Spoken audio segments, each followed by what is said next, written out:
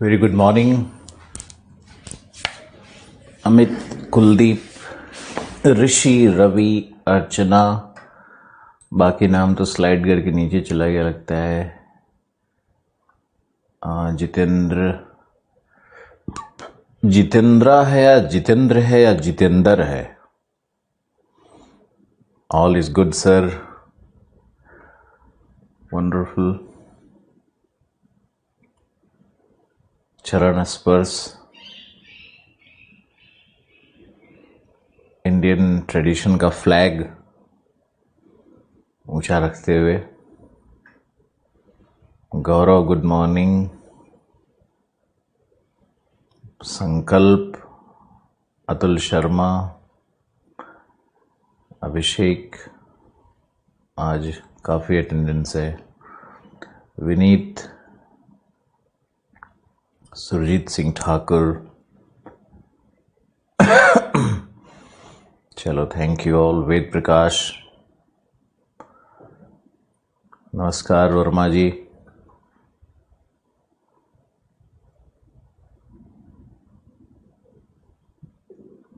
Vineet,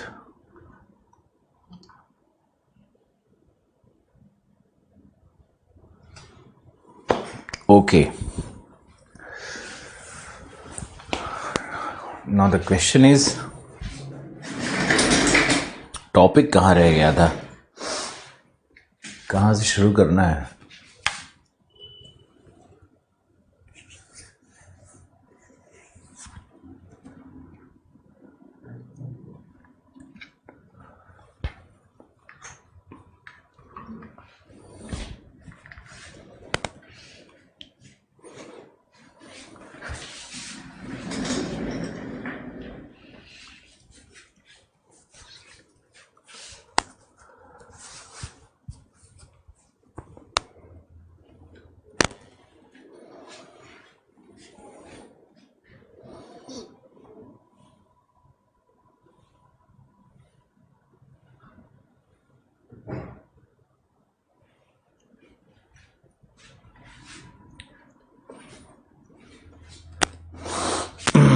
topic कहाँ तक किया था, थोड़ा हिंट तो।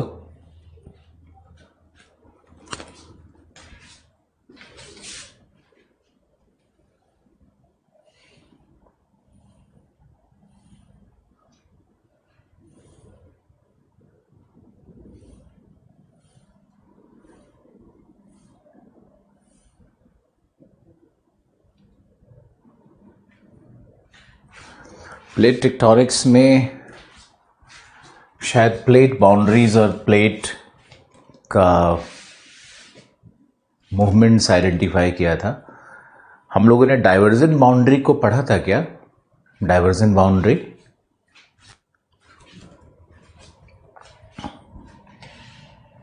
एक छोटा सा हिंट बहुत जरूरी है।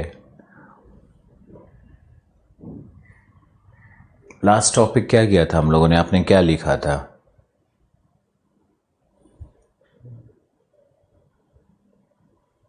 क्या लिखे हो? सिर्फ सर लिख रहे हो जितेंद्र। क्या था? जितेंद्र सर, अच्छा। अरे टॉपिक क्या था? लास्ट टॉपिक कहाँ तक करवाया था? डाइवर्जेंट बाउंड्री तो मुझे याद है कि, जल्दी से बताओ लिख करके। Okay, divergent boundary 3 stages completed. Cuttack निर्माण स्टेज 3। अब सारी सीमा के स्टेज कर लिए थे। इसको एक्सप्लेन कर दिया था, समझा दिया था ना? समझाया था नहीं? बस हाँ या ना बोल दो। डाइवर्जेंट बाउंड्री समझ में आ गया था ना? कैसे उसका इंट्रा क्रिस्टल थिनिंग क्या है, रिज कैसे बनता है, नया क्रस्ट कैसे बनता है, एक्सप्लेन कर दिया था। Okay, thank you.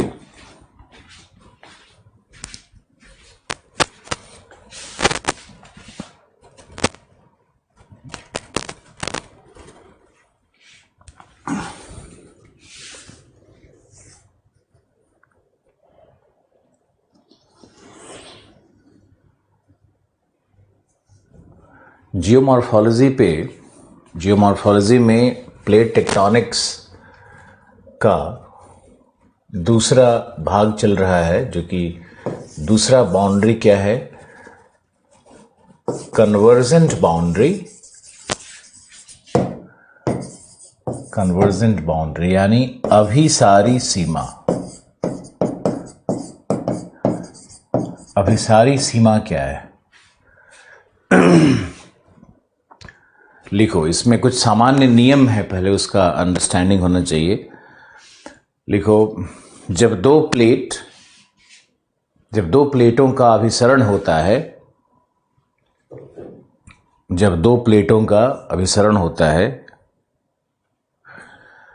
तब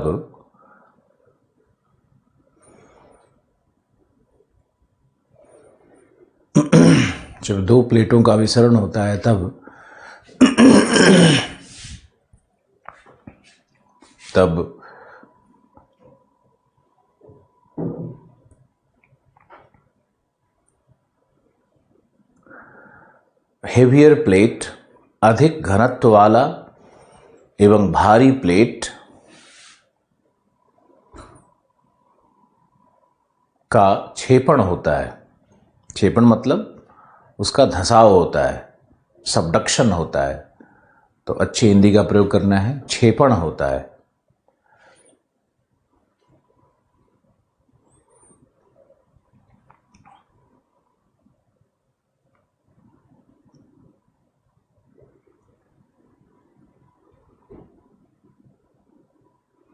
एवं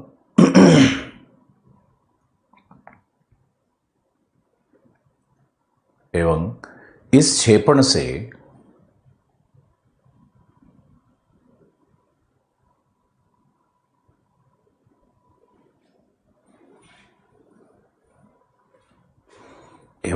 छेपण से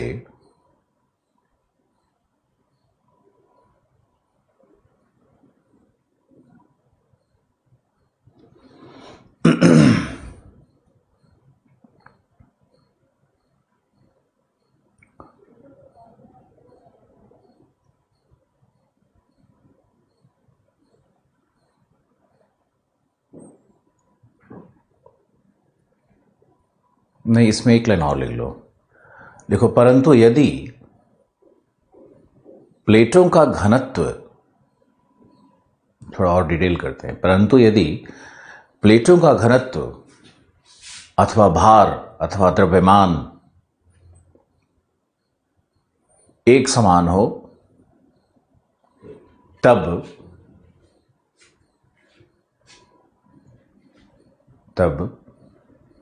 जिस प्लेट की गति अधिक होगी अथवा छोटा आकार होगा, उसी प्लेट का छेपण होता है। यानी घनत्व के साथ साथ आकार और गति का भी प्रभाव है छेपण में।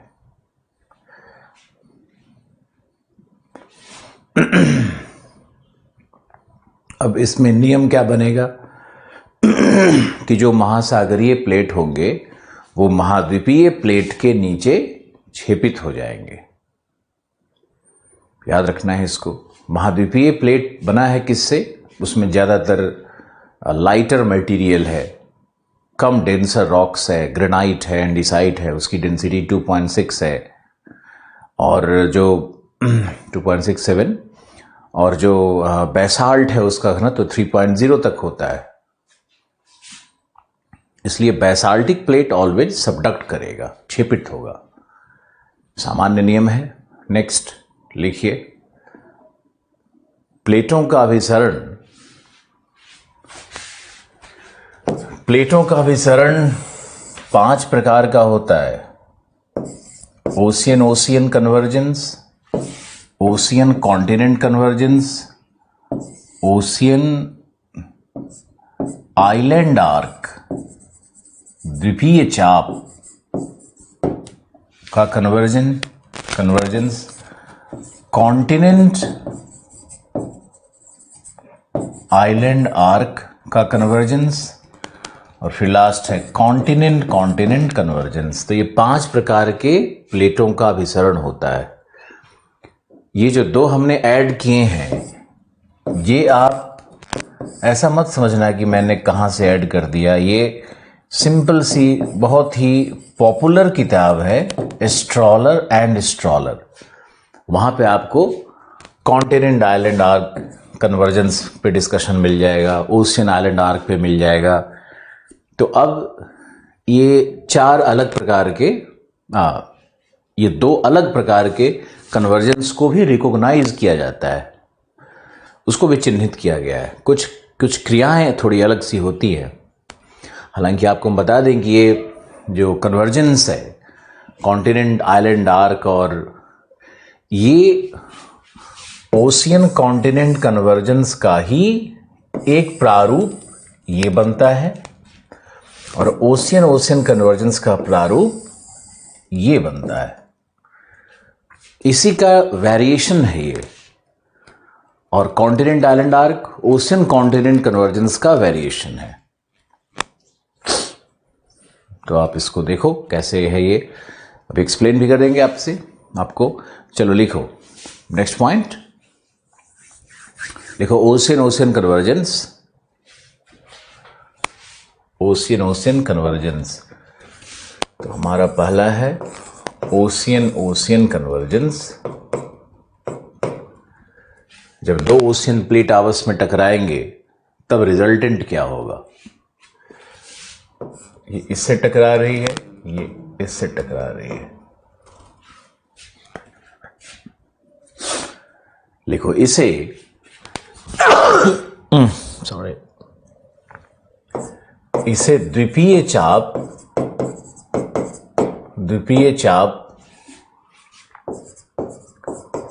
पर्वत निर्माण की संज्ञा भी दी जाती है।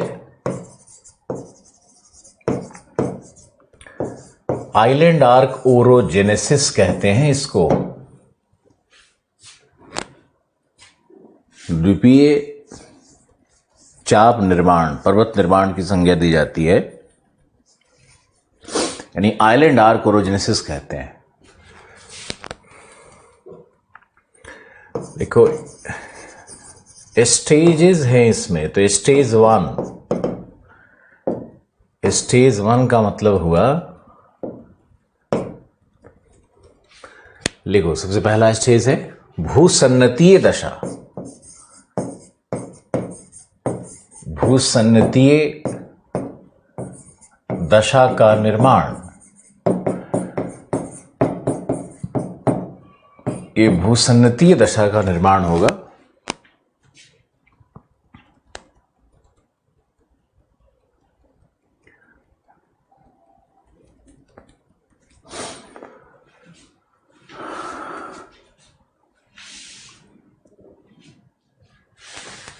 तो भूसन्नतीय दशा के निर्माण में सबसे पहले आप आइए और इसका डिस्कशन भी करेंगे, लिखना भी है। लिखो जब 2 महासागरीय प्लेट आपस में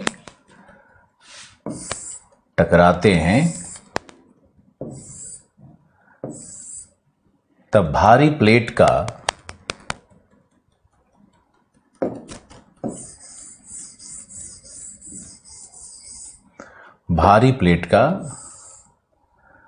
अथवा अधिक घनत्व वाले प्लेट का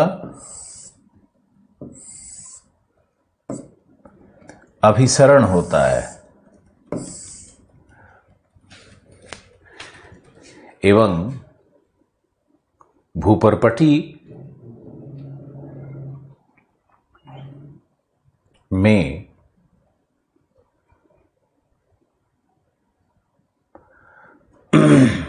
अवसंवलन, डाउन वार्पिंग,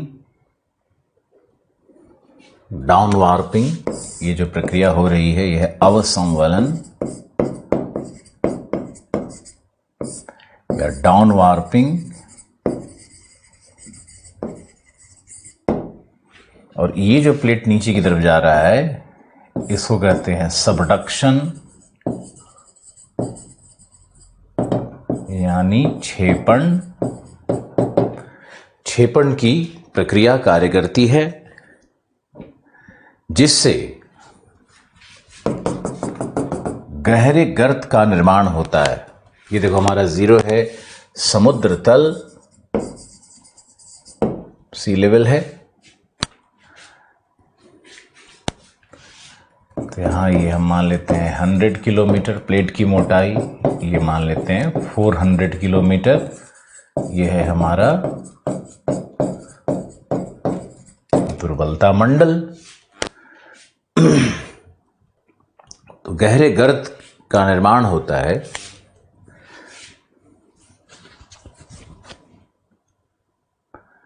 गहरे गर्त का निर्माण होता है। देखो इस गर्त में महासागरीय निक्षेप, महासागरीय निक्षेप अथवा फ्लाइश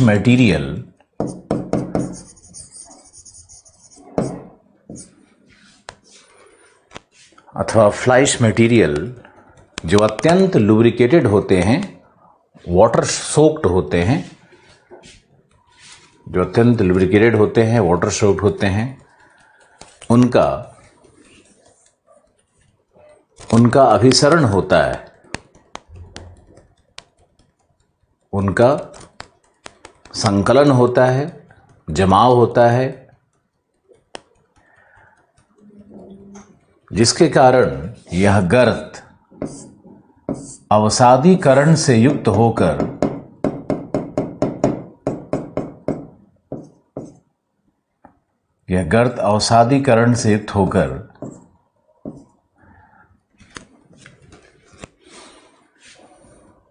भूसन्नति के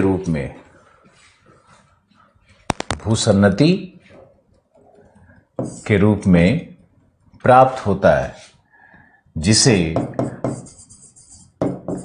ईओजियो सिंक्लाइन कहा जाता है।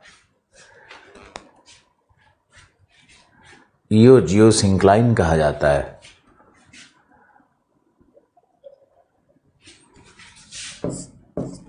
तथा प्लेटों के दाब के कारण, प्लेटों के निरंतर दाब के कारण ईओजियो सिंक्लाइन में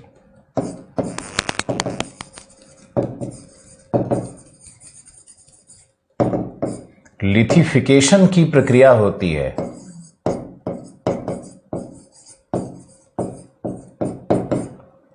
शैलीकरण, शैल निर्माण,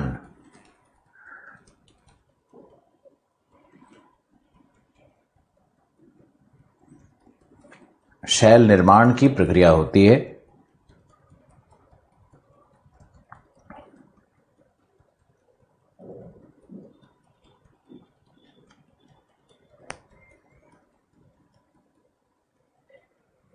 जैसे सैंडस्टोन, बालू का पत्थर, शेल रॉक, इसमें बन जाएगा sandstone, mud stone, shale rock, इस तरह का सेडिमेंट्री रॉक्स बनना शुरू हो जाता है। सिल्ट स्टोन, लाइमस्टोन, ये भी मिलने लगेगा, लाइमस्टोन। समुद्री अवसाद में बहुत कैल्शियम कार्बोनेट होता है, सिलिका ऑक्साइड्स होता है। मैंने आपको सिलीसियस ऊज और कैल्केरियस ऊज सब पढ़ाया हुआ है, तो आप इसको समझना है, देखना है। तो शैलीकरण, सैंडस्टोन का निर्माण, ये स्टेज 1 है। आप जल्दी से डायग्राम बनाओ और फिर दूसरे स्टेज में चलते हैं।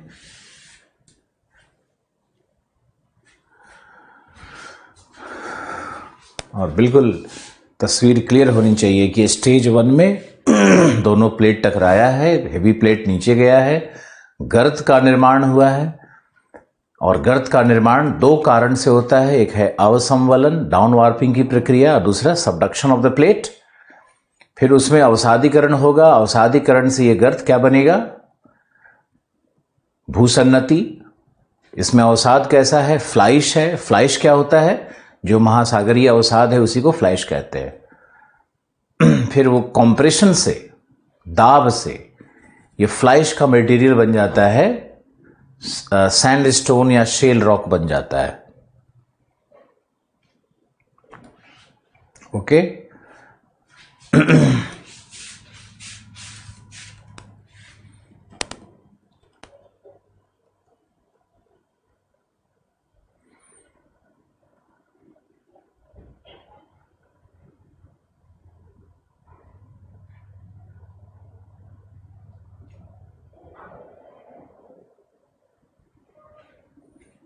स्टेज 1।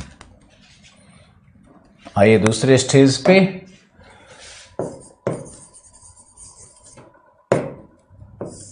अब है स्टेज 2। स्टेज 2 में आओ। स्टेज 2 में लिखो ज्वालामुखीय चाप, वल्कैनिक आर्क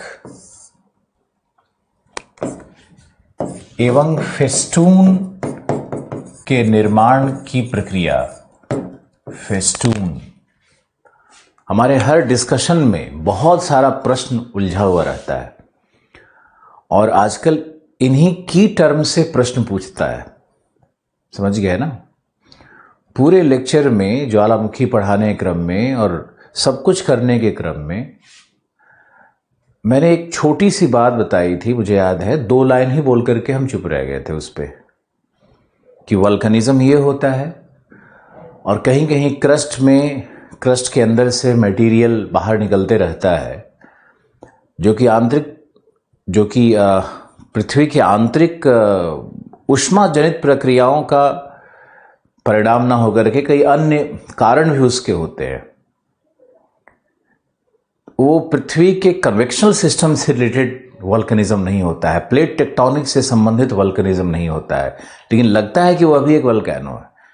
जैसे पृथ्वी के अंदर से तुम देखोगे जहां तहां से गीजर फाउंटेन्स निकलते रहता है, या फिर धुआंरे जहां बनते रहते हैं, या मड फ्लो होते रहता है पृथ्वी के अंदर से, या कहीं कहीं ऊपर से मीटियोरिक हिट के कारण, मीटियोर के घुसने के कारण क्रस्ट का लावा ऊपर निकल आता है।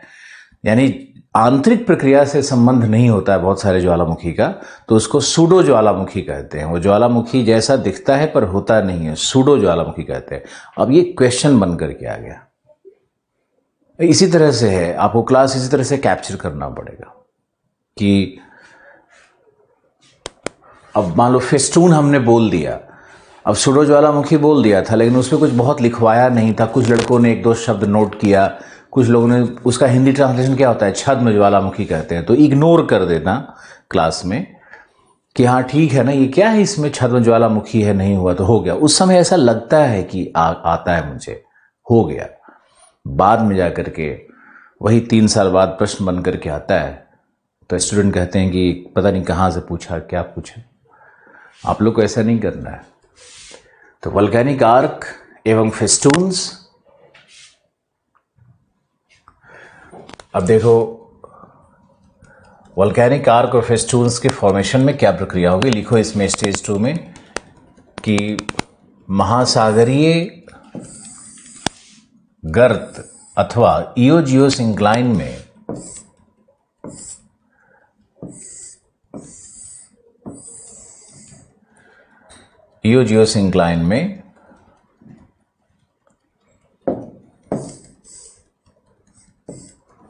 प्लेट के क्षेपण से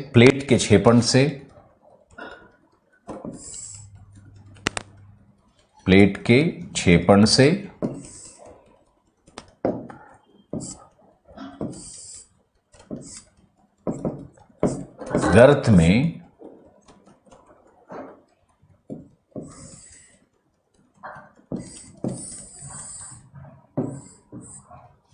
गर्त के नीचे दुर्बलता मंडल में, गर्त के नीचे दुर्बलता मंडल में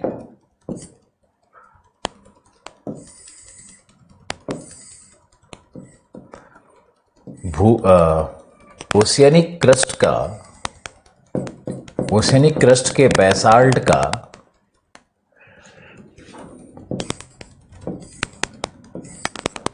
पार्शियल मेल्टिंग होता है।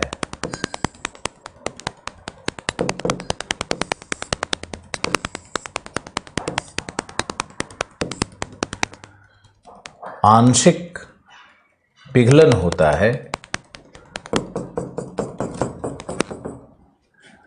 जो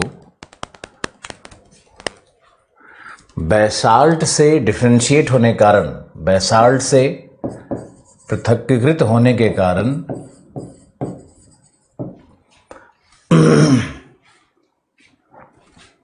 बेसाल्ट से पृथक्कीकृत होने के कारण एंडीसाइटिक मैग्मा अथवा अंतर्भेदी ग्रेनाइटिक मैग्मा के रूप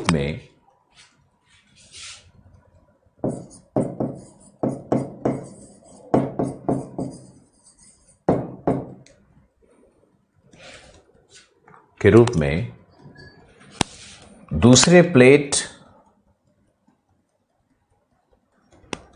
प्लेट में प्रवेश कर विस्फोटक ज्वालामुखी उत्पन्न करता है। विस्फोटक ज्वालामुखी उत्पन्न करता है।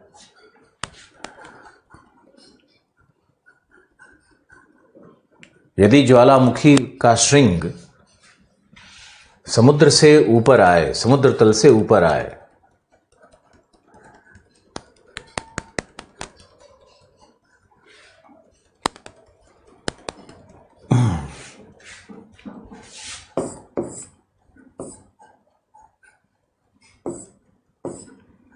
समुद्र तल से ऊपर आए, तब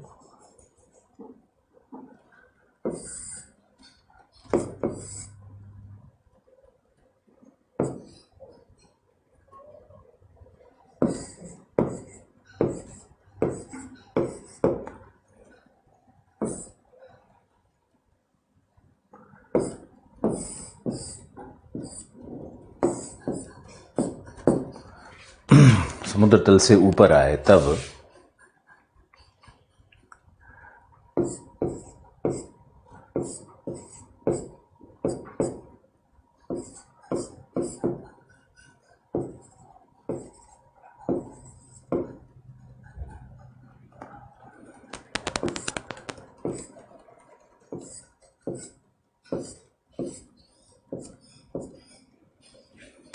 समुद्र तल से ऊपर आए तब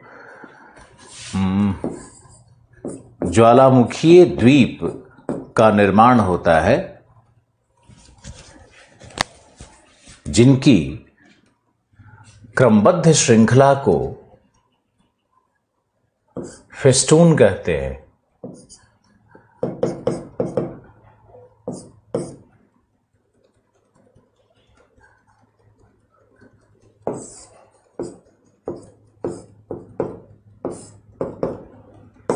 क्रमबद्ध श्रृंखला को फेस्टून्स कहते हैं।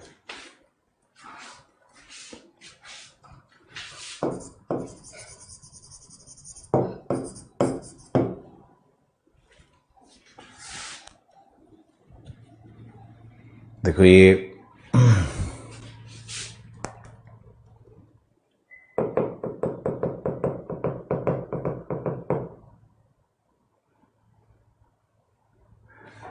प्लेट का सबडक्शन हो रहा है।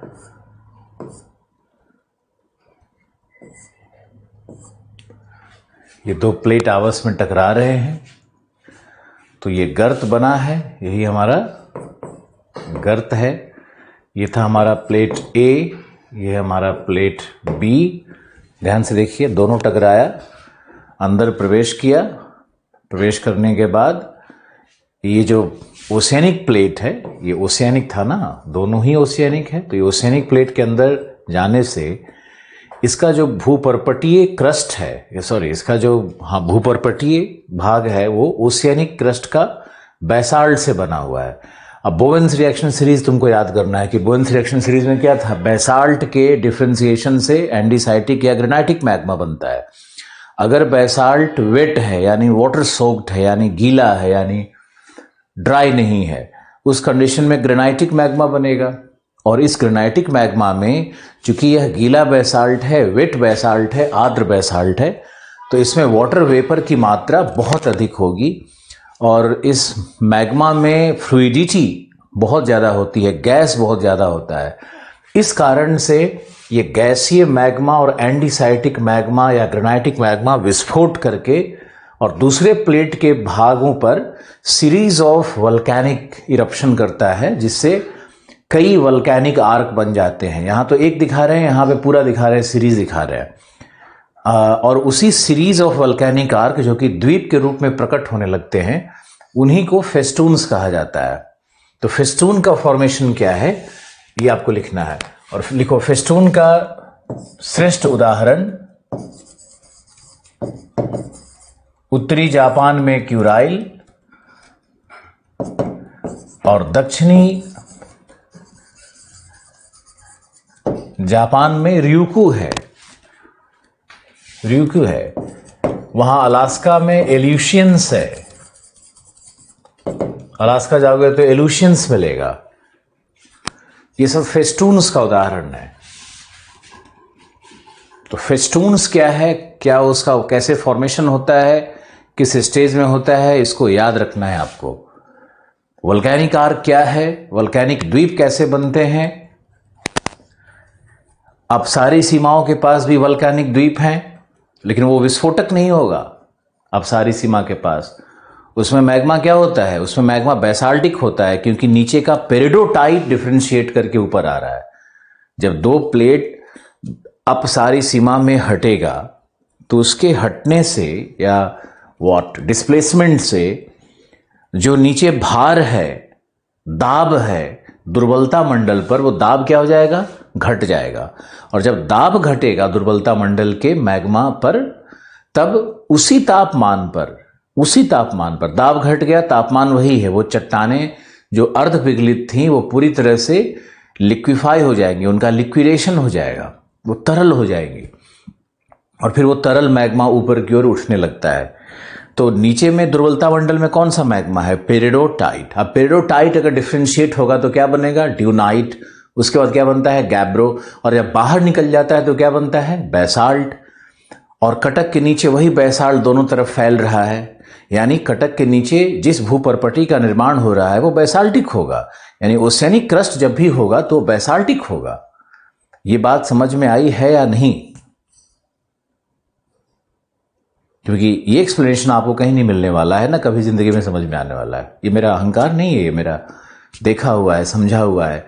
और ऐसा इसलिए कहते हैं कि आपका कंसंट्रेशन पावर बढ़ जाए, आप ध्यान से सुनने लगो। कुछ लोग होते हैं कि चलो पढ़ लेंगे नोट्स में, बुकलेट में सरगा पढ़ लेंगे। बुकलेट में नहीं है, कहीं नहीं है। सब कुछ बुकलेट में ही रहेगा तो फिर क्लास क्यों है?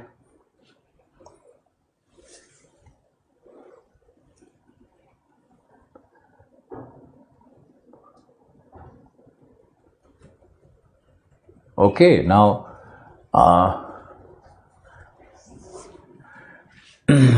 देखो वल्केनिक आर्क कैसे बनता है। और अब लिखो स्टेज 3। स्टेज 3 में आते हैं। स्टेज 3 क्या है हमारा? स्टेज 3 है वल्केनिक आर्क के बाद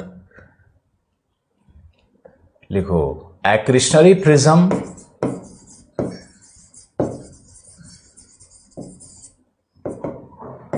एक्रिशनरी प्रिज्म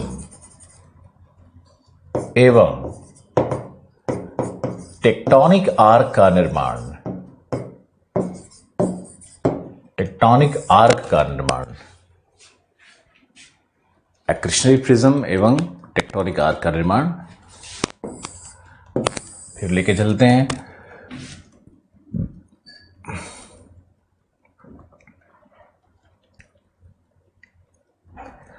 देखो,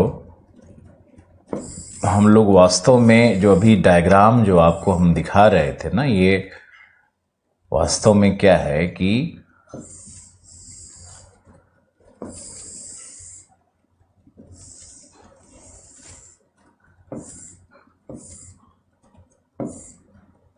हमारा ये यूरेशियन प्लेट था जिसका अग्रभाग ओशियनिक है। ये ओशियनिक भाग अग्र उसका है, और ये था हमारा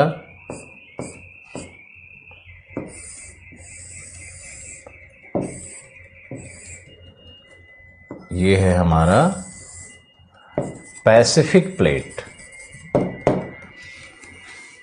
है ना। तो यहां पर ये कॉन्टिनेंटल मास है, ये तो कॉन्टिनेंटल मास है,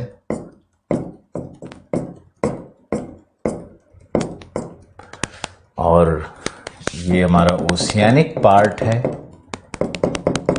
ये हमारा बैसाल्ट और गैब्रो वाला जोन है। यहाँ तो अवसाद इस तरह से ट्रेंच में भरा हुआ था हमारा, और यहाँ से पार्शियल मेल्टिंग से मैग्मा ऊपर की ओर उठ करके यहाँ भी इस तरह से हम मान लेते हैं कि और थोड़ा ऊंचाई बढ़ा देते हैं ताकि चीज़ें बहुत क्लियर हो। ये हमारा सी लेवल, ये हमारा 100, ये हमारा 400। इस डायग्राम को देखो, अब बिल्कुल द्वितीय चाप बनने वाला है। ये हमारा है यूरेशियन प्लेट, यूरेशियन प्लेट है ये, इसकी दिशा इधर है, और पैसिफिक प्लेट जिसकी दिशा इधर है। तो पैसिफिक यूरेशिया से टकराया, इसी में सारा स्टेज हम डिस्कस कर देते हैं। तो चूंकि अग्रभाग यूरेशियन प्लेट का ओशियनिक है और पैसिफिक भी ओशियनिक है, तो इसको हम लोग मानेंगे कि ये ओशियन ओशियन कन्वर्जेंस है। ये ओशियन ओशियन कन्वर्जेंस ही हो रहा है ना, इसमें तो इधर से भी ओशियन है, इधर से भी ओशियन है, तो ये वास्तव में ओशियन ओशियन कन्वर्जेंस का उदाहरण है। अब स्टेज 1 में चलते हैं, तो यहाँ ईओ जियो सिंक्लाइन यानी भूसन्नति का निर्माण हुआ था। स्टेज 2 में हम लोगों ने क्या देखा था यहाँ पे कि जो मैग्मा ऊपर है वो मैग्मा इस भाग को उठाएगा, तो ये भाग ऊपर की ओर उठ जाता है मैग्मा के कारण, यहाँ का भाग ऊपर हो जाएगा, इधर छिछला समुद्र बनेगा, शैलो बनेगा, और यहाँ पे जहाँ से मैग्मा बाहर निकल पाई वहाँ पे इस तरह से संरचना बन जाती है जिसको हम लोग वल्केनिक आर्क कहते हैं। तो वल्केनिक आर्क की संरचना बन जाएगी। तो यहाँ पर सबसे पहले क्या हुआ है, यहाँ पर हुआ है उत्संवलन, और उससे क्या बन जाता है, कॉन्टिनेंटल शेल्फ ऊपर आ जाता है। यहाँ पे होता है शैलो सी या अत्यंत छिछले सागर, यानी यहाँ पे शैलो कॉन्टिनेंटल शेल्फ का निर्माण हो जाएगा इस भाग में, क्योंकि मैग्मा ऊपर नहीं आ रहा है ना, लेकिन क्रस्ट को तो पुश करेगा, क्रस्ट में तो अपवार्पिंग करेगा, उत्संवलन करेगा, तो ये अपवार्प क्षेत्र भी कहलाता है। और यहाँ पर मैग्मा के प्रवेश से क्या बना, ये वल्केनिक आर्क। अब आपको देखना है कि कॉम्प्रेशन जारी है, तो ये जो सेडिमेंट है, इस सेडिमेंट में इस तरह से वलन शुरू हो जाता है। ये जो सेडिमेंट है इसमें वलन शुरू हो जाता है। थोड़ा सा इधर थोड़ा सा मॉडिफिकेशन करने दो ताकि बिल्कुल दृश्य तुम लोगों को दिखने लगे। सब कुछ इस तरह से ओरिएंटेड होगा, ऐसे रहता है ओरिएंटेशन। ये सारा सेडिमेंट है।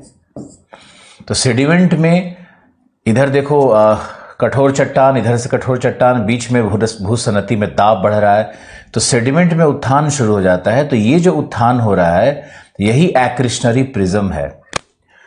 अवसादों में हमने दिखाया था कि लिथिफिकेशन हुआ था और सैंडस्टोन बन गया था, शेल स्टोन बन गया था, शैल रॉक बना था, सिल्ट स्टोन बना था। तो ये जो रॉक सिस्टम था, जो लिथिफिकेशन हुआ था, उसके बाद इसमें कॉम्प्रेशन के कारण, चूंकि ल्यूब्रिकेटेड है और पानी के अंदर में है, तो इसमें मोड़ उत्पन्न होगा। मोड़ के साथ साथ उत्थान होने लगेगा। अब मोड़ के साथ साथ देखो ये उत्थान हो रहा है, फिर ये और उत्थान होगा, फिर इस तरह से लगातार ये ऐसे उठने लगता है। और यहाँ जो गर्त है इसमें फिर ऐसे उत्थान शुरू हो जाता है, इसमें एक और उत्थान शुरू हो जाता है। इस तरह से वेव जैसा सेडिमेंट बनना शुरू हो जाता है। और ये जो वेव जैसा सेडिमेंट है ये भी ऐसे बनना शुरू हो जाएगा, ये भी इस तरह से बनना शुरू हो जाएगा। फिर आगे का भाग इसी तरह से निर्मित होते रहता है गर्त के अंदर में। यहां से प्लेट फिर नीचे की तरफ झुकना शुरू होगा, क्रैक होगा। नीचे प्लेट, यहां प्लेट कंज्यूम हो गया, पिघल के खत्म हो जाएगा, तो यहां से प्लेट फिर नीचे की तरफ से झुकना शुरू होगा, यहीं से झुकेगा ये और लगातार झुकते चला जाएगा। गर्त भी आगे बढ़ता चला जाएगा और इसी तरह से एक्रेशनरी प्रिज्म और टेक्टोनिक आर्क भी आगे बढ़ता चला जाता है। जितना अवसाद जमा होगा, जितना उत्थान होते रहेगा उस क्रम में। तो पहले क्या बना, वल्केनिक आर्क। और इसी के साथ क्या होता है कि वल्केनिक आर्क में जो मैग्मा प्रवेश कर रहा है ये धीरे धीरे जैसे जैसे गर्त इधर खिसकने लगेगा, जैसे जैसे एक्रेशनरी प्रिज्म इधर बनने लगेगा। एक्रेशनरी प्रिज्म का मतलब है जो अवसादों हैं उनमें वलन से जमाव, वलन से बना हुआ एक चापीय आकृति। एक्रेशनरी प्रिज्म, प्रिज्म कैसा दिखता है, प्रिज्म जैसी आकृति, अवसादों से बना हुआ। ज्यादा खोपड़ी नहीं लगाया करो कि शब्द को देख करके घबराना नहीं है, कॉन्सेप्ट्स को ज्यादा समझने की कोशिश करना है। बहुत लोग एक्रेशनरी प्रिज्म के चक्कर में ही नहीं समझ पाते हैं कि यहां क्या बताया जा रहा है। अब देखो ये प्लेट अंदर जा रहा है, ये भाग पिघल जाएगा ना, ये भाग पिघल जाएगा तो फिर प्लेट और यहां से मुड़ना शुरू होगा, प्लेट यहां से फिर मुड़ना शुरू होगा और ये भाग सब ऊपर में आइलैंड आर्क्स बनता चला जाएगा। और फिर ये जो ज्वालामुखी है अब धीरे धीरे यहां पे शुरू होगी और इस आइलैंड टेक्टोनिक आर्क में घुसेगी। जो एक्रेशनरी प्रिज्म था, ये देखो एक्रेशनरी प्रिज्म था, यही बड़ा होकर के और ऊंचा होकर के जल से ऊपर निकल करके यही टेक्टोनिक आर्क बन जाता है। यानी इसको विवर्तनिक चाप कहते हैं, है ना, याद रखना है। ये विवर्तनिक चाप बना और उसी के आगे एक्रेशनरी प्रिज्म बनता है। कालांतर में क्या होगा, एक्रेशनरी प्रिज्म फिर विवर्तनिक चाप बन जाएगा और ज्वालामुखी यहां करके इसके अंदर में विस्फोट कर देगा या फिर इसको और ऊपर उठा देगा या इसके चट्टानों को कायांतरित कर देगा। मैग्मा का हीट इसको कायांतरित कर देगा। हिमालय के फॉर्मेशन में भी यही थ्योरी काम करता है, इसलिए बहुत डिटेल पढ़ा रहे हैं आपको और समझा रहे हैं। अब ये जो आगे का गर्त का भाग शेष रह गया है ये कहलाता है ट्रेंच वेज, ये ट्रेंच वेज कहलाता है। और जो वल्केनिक आर्क के इधर जो बेसिन बना हुआ है, इस बेसिन को जो कालांतर में भर भी जाएगा, दोनों तरफ से अवसाद के कारण भर करके मैदान बन जाता है, द्वीप समूहों के मैदान के रूप में इसको देखा जाता है। लेकिन इसको कहा जाता है अग्र, ये कहलाएगा तुम्हारा four arc trough, TROUGH, four arc trough कहलाता है। और इसके पीछे जो ये भाग है, यहां पर जो ये भाग बन रहा है ये कहलाता है बैक आर्क ट्रफ, पश्चापीय अवनति या द्रोणी, इसको कह सकते हो। ये तो पूर्व हो गया ना, फोर आर्क ट्रफ है, पूर्व चापीय, इसको अग्र लिखना चाहिए, अग्र चापीय द्रोणी या अवनति। हिंदी के चक्कर में पढ़ना मत, नहीं तो सब चौपट हो जाएगा। पता नहीं अग्र चापीय द्रोणी अवनति इतना हिंदी वाले टीचर को समझ में आएगा कि भी नहीं, या इंग्लिश वाले टीचर करेक्शन करते हैं तो कई बार उन्हीं को समझ में नहीं आता है क्या लिखा हुआ है। ये फोर आर्क ट्रफ तो समझ ही लेंगे वो।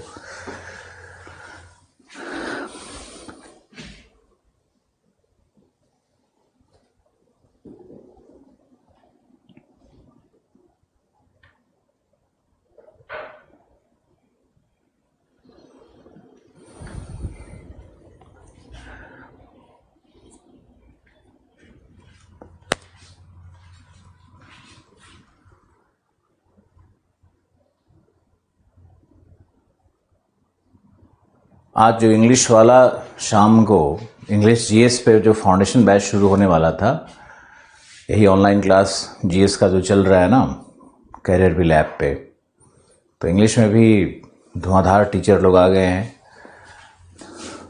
कोई रैंक 1 के क्रिएटर हैं, तो कोई विजन का टीचर है, सबसे प्रोमिनेंट फैकल्टी। करोल बाग के सारे लोग हैं मोस्टली।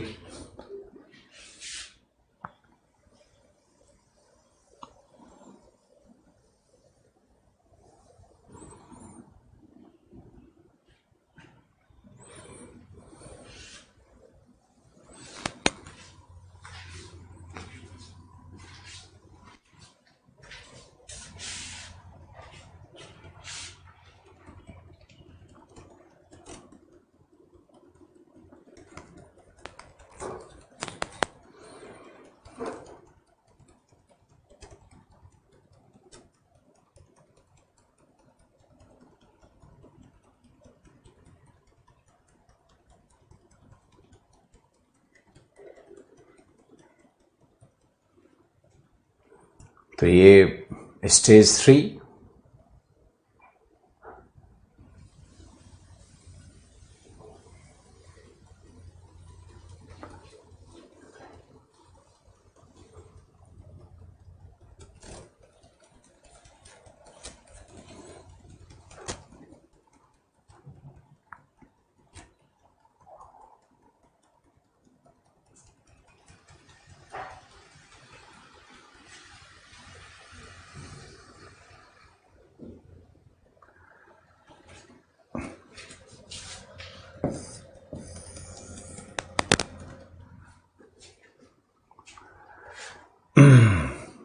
स्टेज 3 में लिखो कि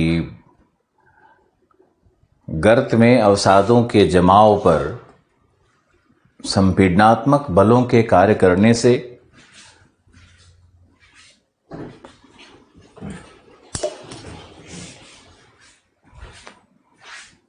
मोड़दार संरचनाएं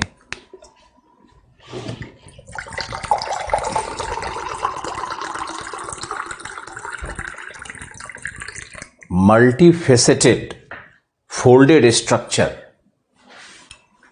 हिंदी क्या होगा, मल्टीफेसेटेड फोल्डेड स्ट्रक्चर,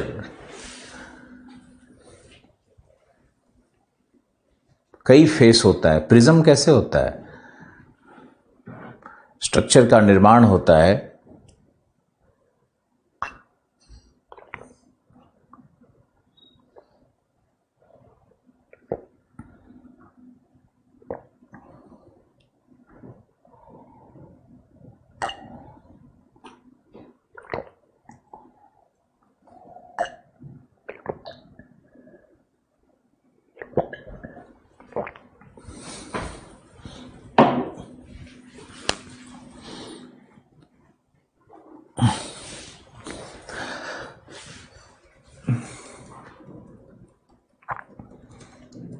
जिसे एक्रिशनरी प्रिज्म कहते हैं। कालांतर में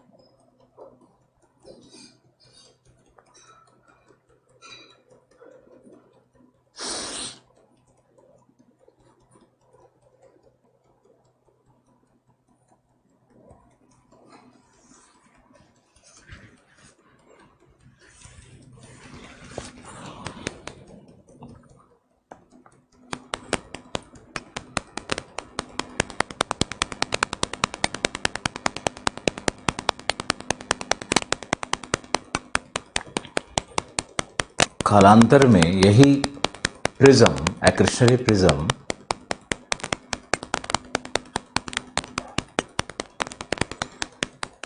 के उत्थान एवं अतिशय वलन से, एक्सेसिव फोल्डिंग से, अतिशय वलन से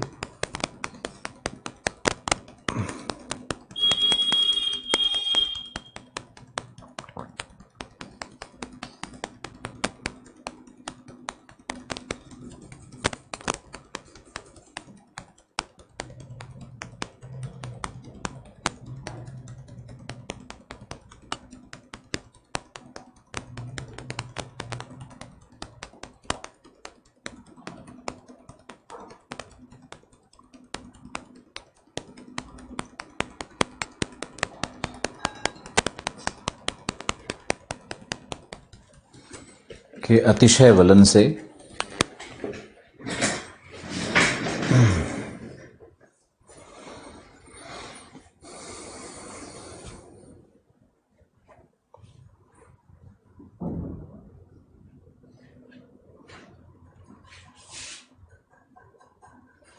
टेक्टोनिक आर्क्स विवर्तनिक चाप का निर्माण होता है।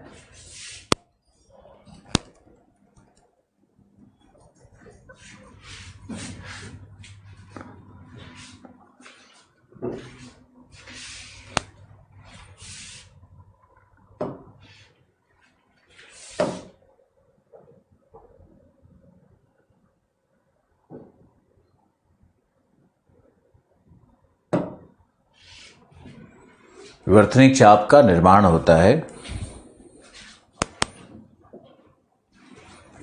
तथा वल्केनिक आर्क, टेक्टोनिक आर्क एवं एक्रिशनरी प्रिज्म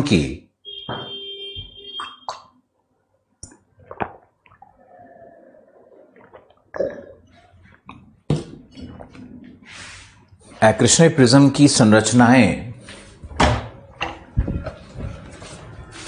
द्वीपीय समूह के रूप में प्राप्त होती हैं।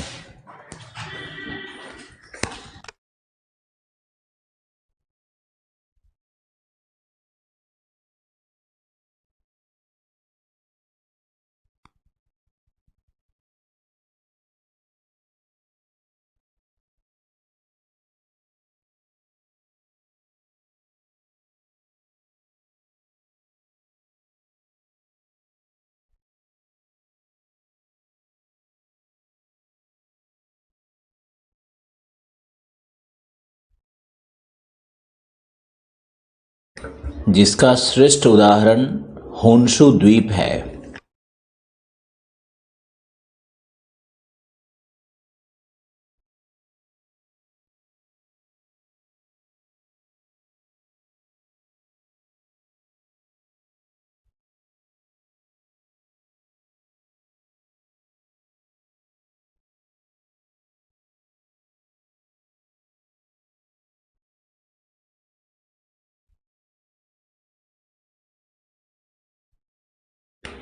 यानी जापान के द्वीप समूह हैं।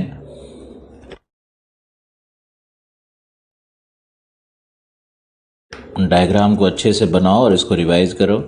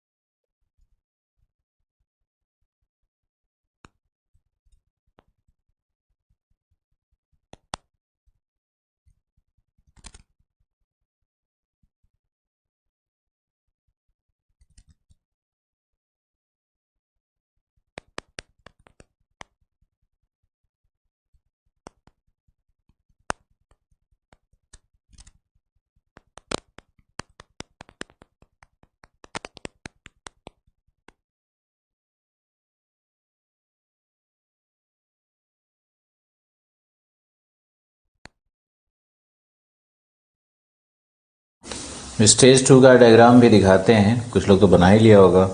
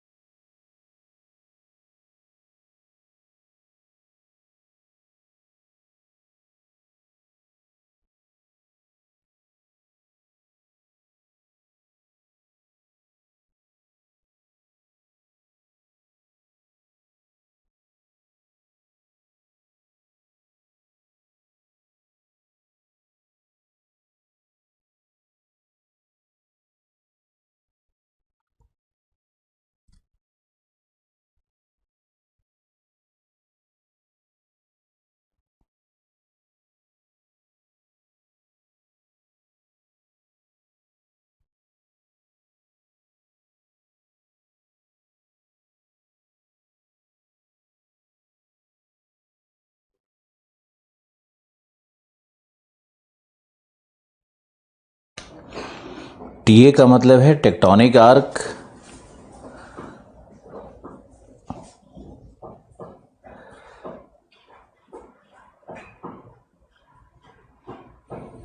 और एपी का मतलब है एक्रिशनरी प्रिज्म।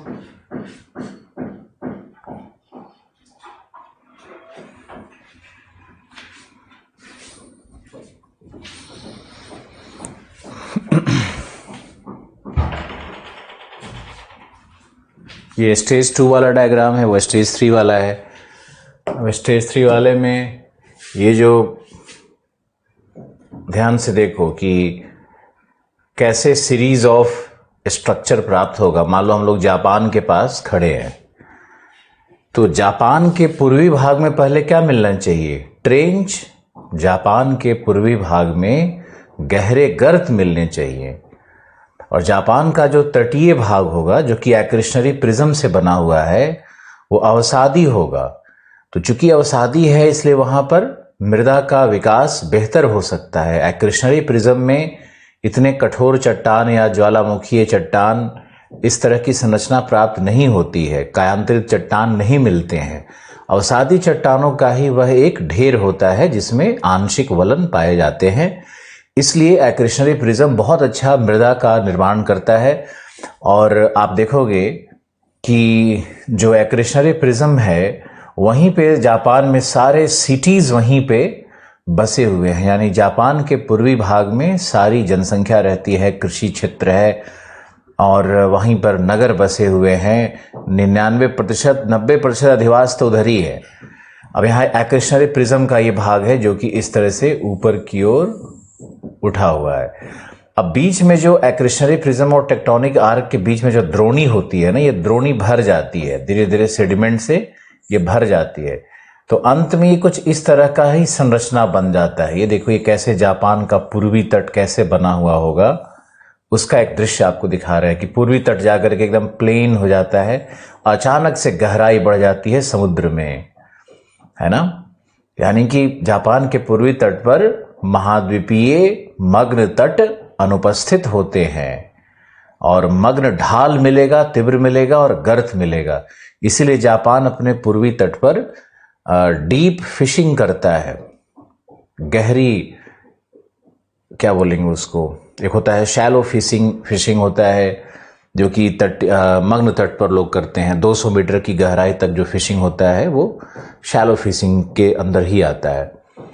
तो जापान टेक्नोलॉजी में भी बहुत आगे है, और इस तरह से गहराई से वहाँ फिशिंग का क्षेत्र भी उसके पास है। भौगोलिक दशाएं भी इस प्रकार की है कि वो डीप फिशिंग करे। अब देखो, गहन सागरीय फिशिंग कहेंगे, गहन सागरीय फिशिंग करेगी। और जापान का तटीय भाग पे जनसंख्या होगी, वहीं पर कृषि क्षेत्र होंगे, औद्योगिक क्षेत्र होंगे। यहाँ देखो बंदरगाह भी पूर्वी तट पर बड़े बड़े जहाज आ सकते हैं क्योंकि गर्त यहाँ मिल रहा है ना।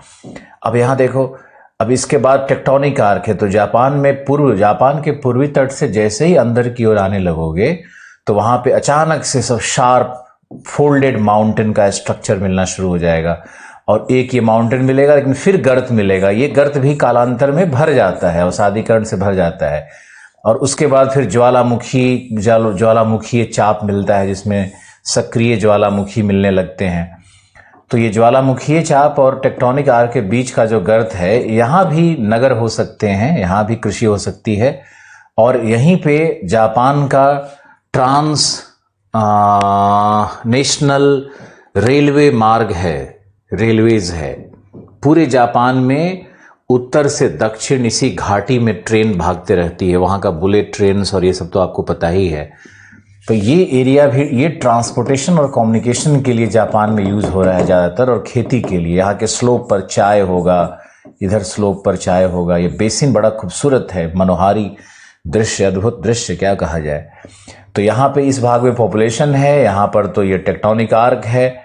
और नीचे आओगे तो अब जापान में कोई भी लोहा और कोयला नहीं मिल सकता है क्योंकि जापान एक आइलैंड आर्क है, और डिफरेंशिएशन ऑफ बेसाल्ट से बना है। तो इसमें एंडीसाइटिक रॉक मोस्टली है, या ग्रेनाइटिक रॉक स्ट्रक्चर मोस्टली है, या सैंडस्टोन रॉक है। तो इसी कारण इसमें लोहा और कोयला जैसा कुछ नहीं मिल सकता है। तो यहाँ लोहा और कोयले का अभाव है। लोहा और कोयला कहाँ मिलता है? उसे पुराना जो चट्टान होगा कार्बोनिफेरस का या प्री कैम्ब्रियन का, उसमें मिलता है। कोशिश करना है आपको ज्योग्राफी की आत्मा को टच करने की, समझने की, कि किसी भी देश के आर्थिक व्यवस्था को, वहाँ के प्रगतिशीलता को, वहाँ के कृषि कार्य को, वहाँ के फिशिंग पैटर्न को कैसे प्रभावित करता है भूगोल हमारा, वहाँ का फिजियोग्राफी, वहाँ की भूभौतिक संरचना।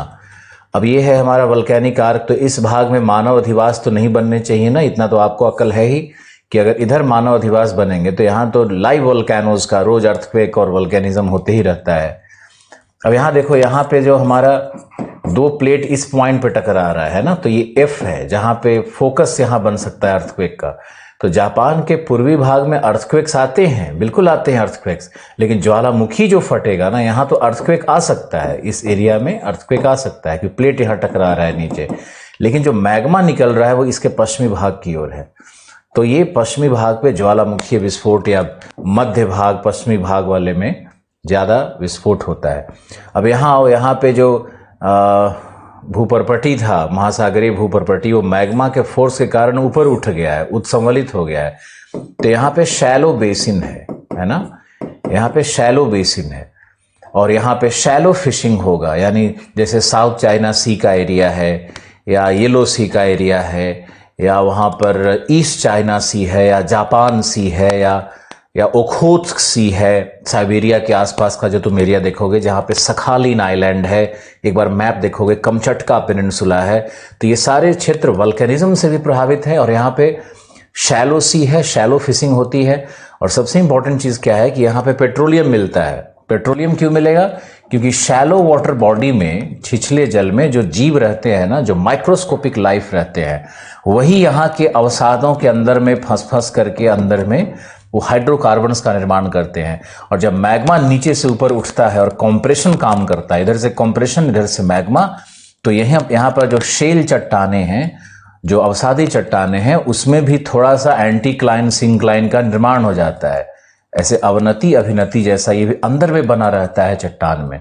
और इसी के जो ऊपर वाला जो एंटीक्लाइंस है, उसी में फिर वो तेल और पानी सब मिक्स रहता है।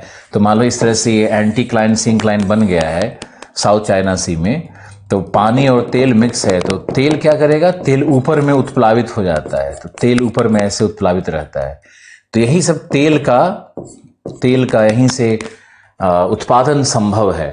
तो यहाँ से हम लोग तेल भी, पेट्रोलियम मिलता है ना, साउथ चाइना सी में बहुत है, उधर ईस्ट चाइना सी में भी है, ओखोत सागर में भी है। पेट्रोलियम क्यों मिलता है उसका भी कारण आपको बतलाया जा रहा है। तो ये पूरी संरचना को आप देखो और समझने की कोशिश करो कि प्लेट टेक्टोनिक कैसे काम कर रहा है, द्वीपीय चाप कैसे बनता है। और द्वीपीय चाप क्या हो गया? ये जो पूरी संरचना बन करके अब आ गई है, accretionary prism, tectonic arc, volcanic arc, ये बेसिन में भर जाना, तो ये पूरा एक एक द्वीप समूह बन जाता है, द्वीपीय चाप बन जाता है, जो कि समुद्र तल से ऊपर उठा हुआ रहता है। अब मुझे ये बताओ, कितने लोगों ने इसको समझा? ओशन और आइलैंड आर्क ओरिजिनी को कितने लोगों ने समझा? बहुत गहराई से तो समझाया गया है। स्टेज 2 के एग्जाम्पल रिपीट कर दीजिए।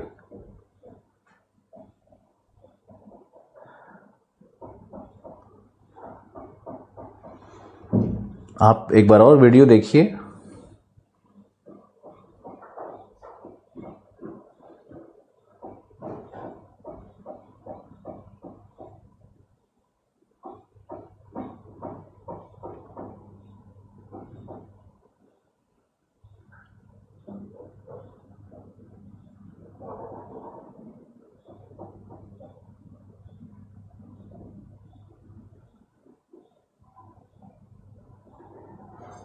मैप पलट के देखिए, जापान का एटलस निकालिए।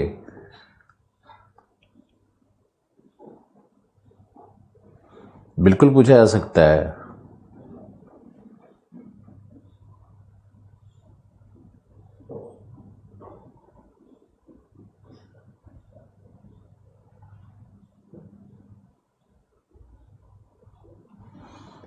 ठाकुर अर्चना ऋषि, थैंक यू।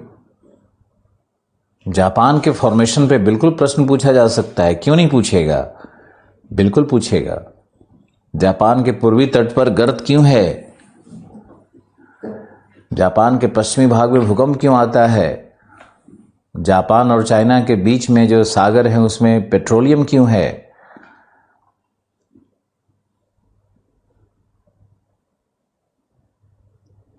ऐसे तो नहीं पूछेगा, लेकिन आपको समझना है। आपसे पूछेगा कि जापान के होन्शु द्वीप का फॉर्मेशन बताइए। जनरल स्टडीज के बैच में भी, जनरल स्टडीज के क्वेश्चन में भी फिलीपींस का प्रश्न पूछ चुका है। आप लोग जीएस में भी देखोगे, वहां भी ये प्रश्न आ चुका है।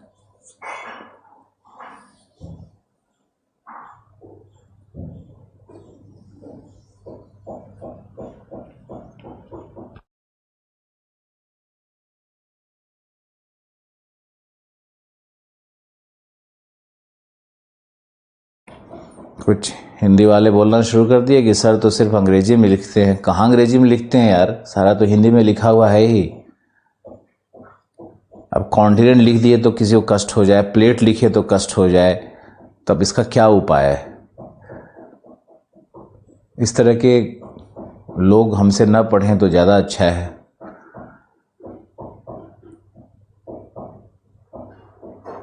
एक्रेशनरी प्रिज्म का क्या हिंदी होगा? कुछ होता ही नहीं तो कहाँ से लाएं? मेरे लिए भी तो समस्या है ना। मान लो हम मैथ्स के टीचर होते, फिजिक्स के टीचर होते, वैसे ही ज्योग्राफी के टीचर है, तो ये इतिहास थोड़े ना है कि हर शब्द का और समाज शास्त्र रह गया। एक्रेशनरी प्रिज्म का हिंदी ही नहीं कहीं मुझे मिला। अब खुद से कहो तो बना दें।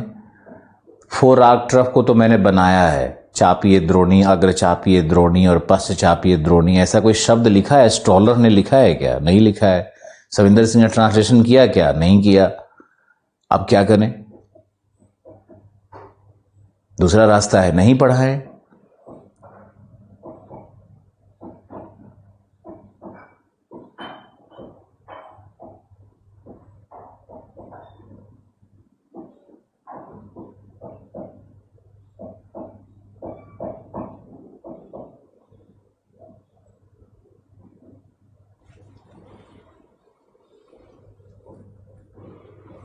टीए में वल्केनिक इरप्शन हो सकता है। टीए में जैसे जैसे वल्केनिज्म, मैंने बोला ना, प्लेट जैसे जैसे पिघलता चला जाएगा वैसे वैसे गर्त पूर्व की ओर खिसकता चला जाएगा, और उस स्थिति में फिर ज्वालामुखी जो कि वल्केनिक आर्क में आ रहा है वो टेक्टोनिक आर्क में आने लगेगा।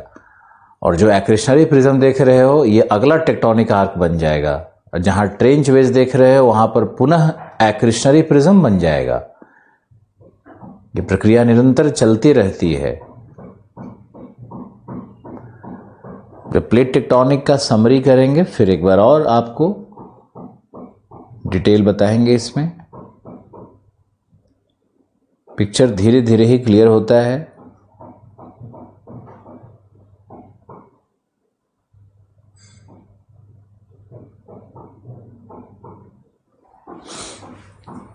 समझ गए सर रवि। कोई और प्रश्न पूछना है तो आप जल्दी से पूछो। आपके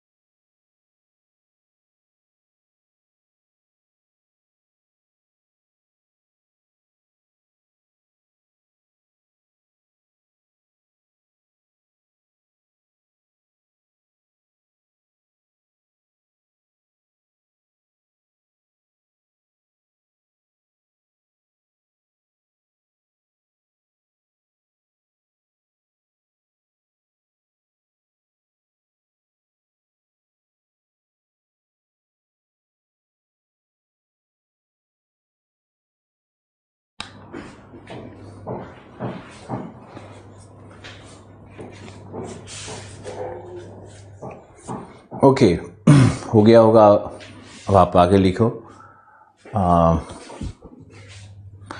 स्टेज 3 हो गया। अब इसमें लिखो आगे। बहुत मस्त समझ आ गया। अमित कुमार यादव, महावीर प्रताप ऋषि। टीए वीए से क्यों ज्यादा ऊंचा होगा? वीए भी ऊंचा हो सकता है, ऐसा कुछ नियम नहीं है। वीए क्या होता है ना, एक समय के बाद रुक जाता है वल्केनिक आर्क का उत्थान, क्योंकि इसमें मैग्मा का सप्लाई एक समय के बाद तो रुक जाना है ना, फिर मैग्मा इसके अंदर में प्रवेश करने लगती है और इसमें भी ज्वालामुखी साइड से कहीं कहीं से फटने लगता है और ये इसका और उत्थान होना शुरू हो जाता है।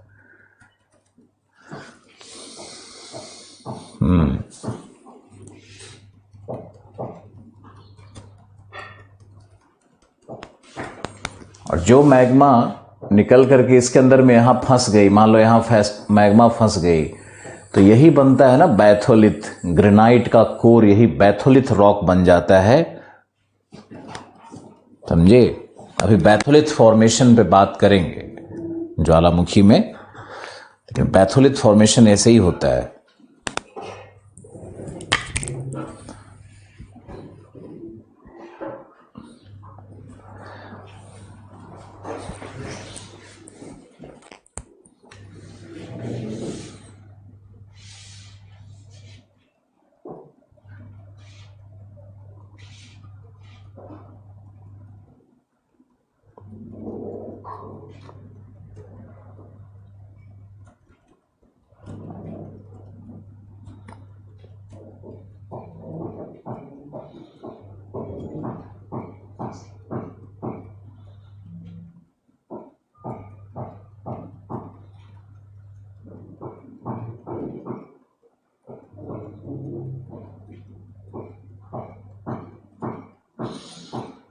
लिखो नेक्स्ट। लिखो island arc ocean convergence. Island arc ocean convergence. लिखो यह ओशियन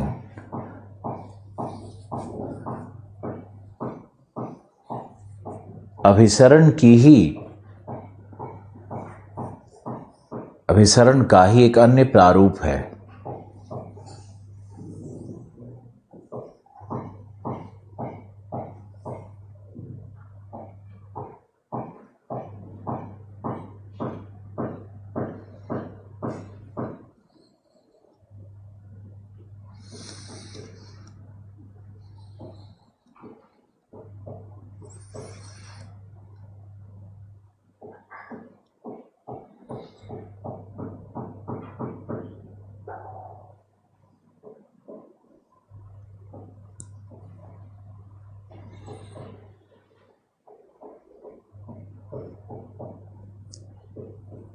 अभिसरण का ही एक अन्य प्रारूप है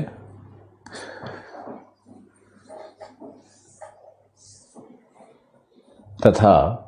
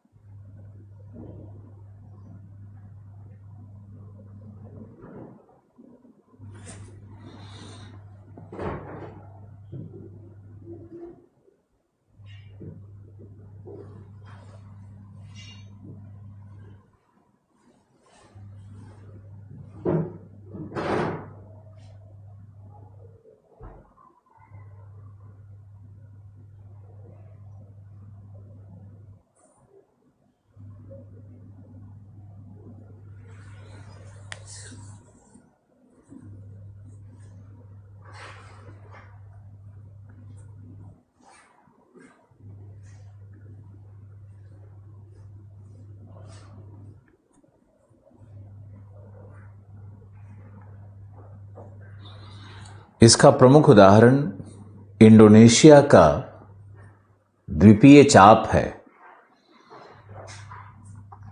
इंडोनेशिया का द्वीपीय चाप है।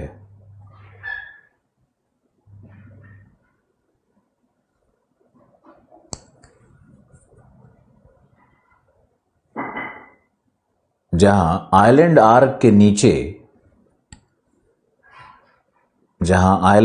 के नीचे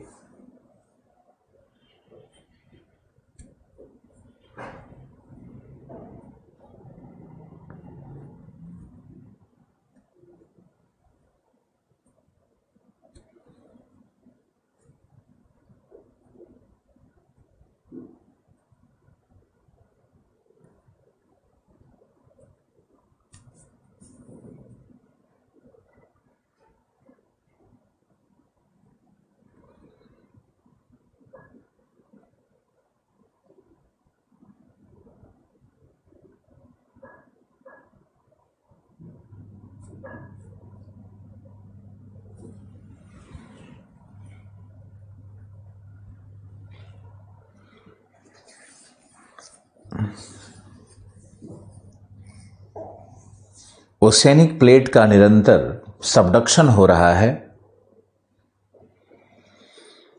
ओशियनिक प्लेट का निरंतर सबडक्शन हो रहा है।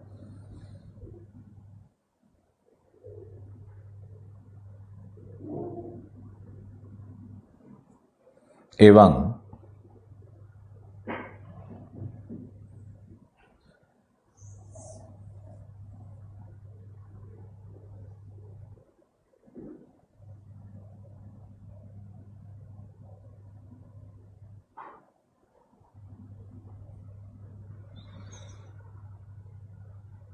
ओशियनिक प्लेट के पिघलने से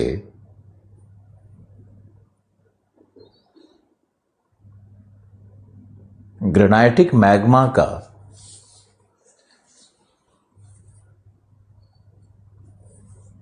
द्वीपीय चाप समूहों में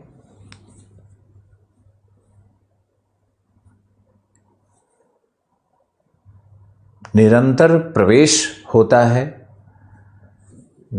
प्रवेश होता है।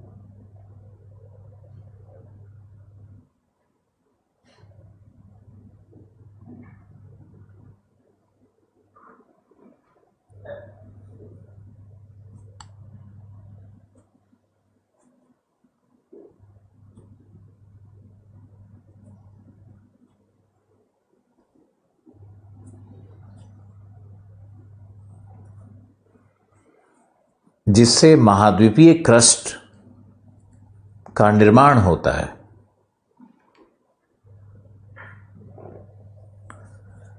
एक लाइन यहां लिखो कि महाद्वीपीय क्रस्ट का निर्माण प्लेटों के अभिसारी सीमाओं से ही संबंधित है।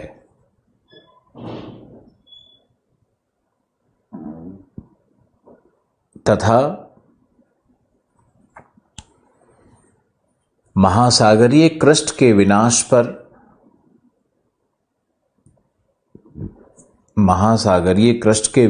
पर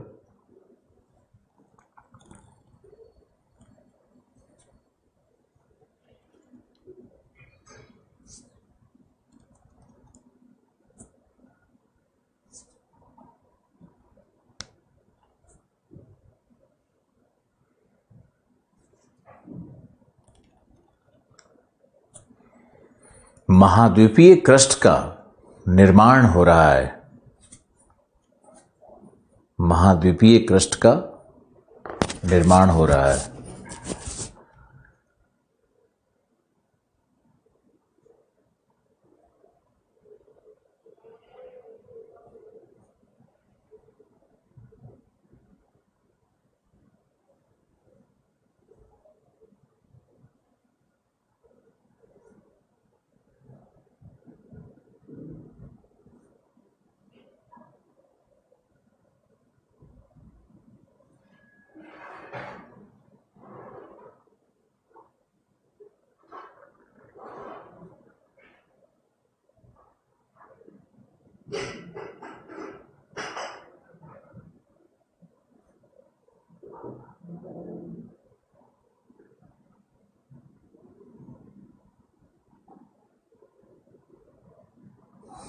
नेक्स्ट पैराग्राफ।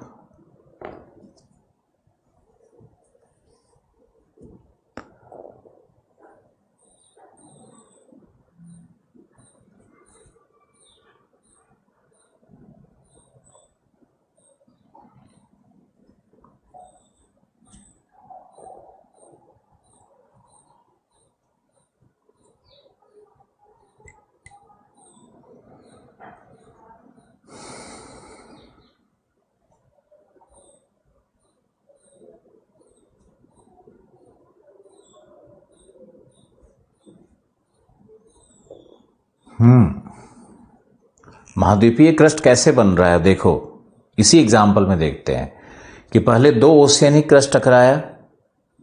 पहले जापान नहीं था ना, पहले क्या था वहां पे? पैसिफिक का ओशियानिक क्रस्ट, यूरेशियन प्लेट का oceanic crust.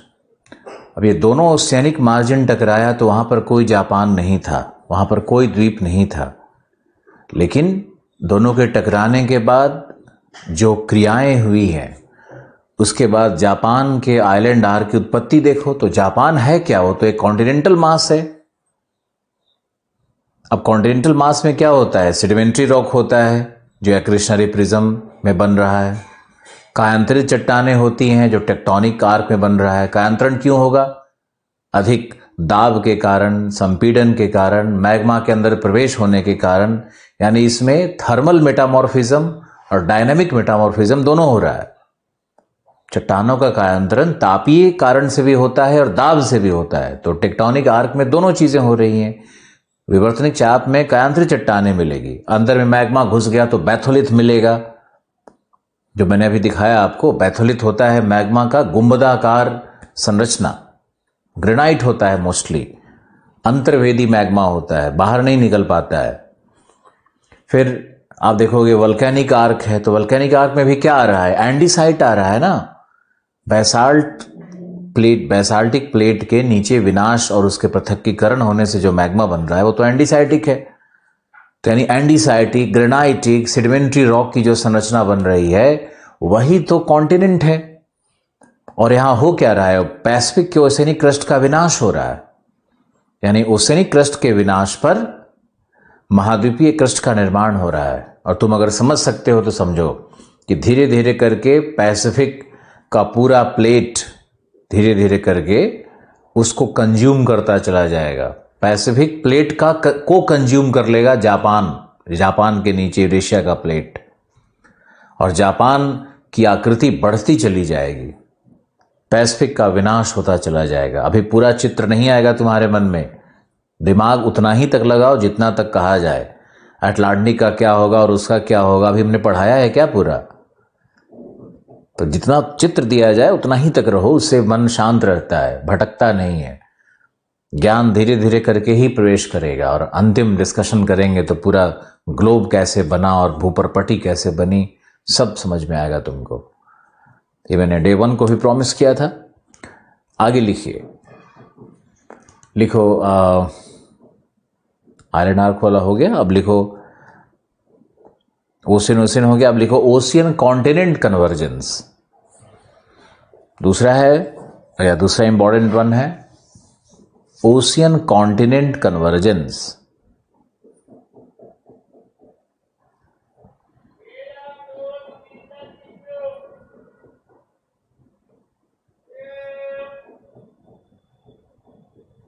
Ocean continent convergence महासागरीय प्लेटों का महाद्वीपीय प्लेट से अभिसरण होगा तब क्या होगा? लिखो स्टेज 1, नहीं लिखो इसे कॉर्डिलेरा समतुल्य, कॉर्डिलेरा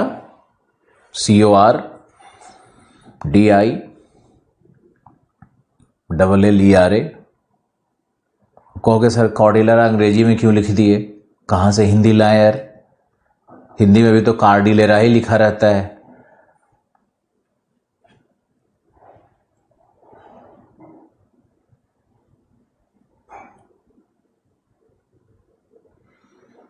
तो लिखो कार्डिलेरा फॉर्मेशंस या कार्डिलेरा पर्वत निर्माण की प्रक्रिया, ओशियन कॉन्टिनेंट कन्वर्जेंस को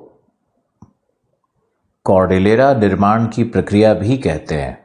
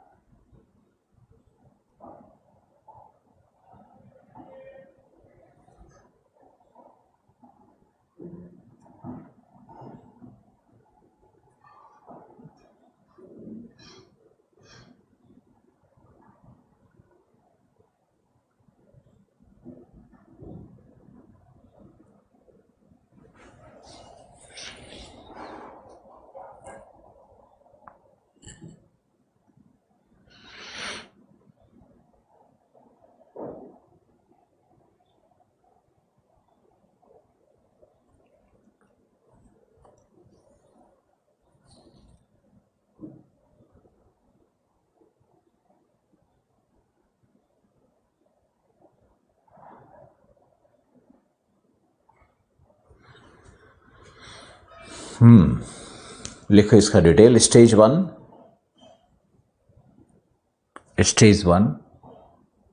अब आपको बता रहा है कि ओशियन कॉन्टिनेंट का कोलिजन होगा तो नीचे कौन जाएगा? ओशियनिक प्लेट जाएगा ना। तो लिखिए the oceanic plate being denser, being composed of heavier material. अच्छा, महासागरीय प्लेट जिसका घनत्व अधिक है, महाद्वीपीय प्लेट के नीचे अभिसरित हो जाता है या क्षेपित हो जाता है, जिससे विशाल गर्त का निर्माण, जैसे पहले हुआ था, जिससे विशाल गर्त का निर्माण एवं गर्त में अवसादीकरण से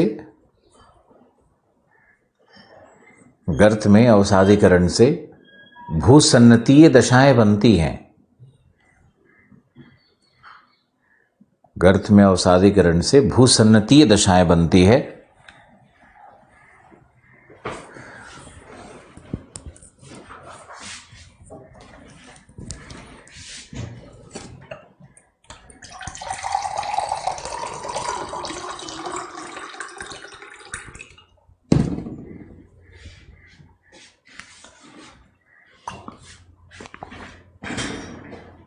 भूसन्नतीय दशाएं बनती है।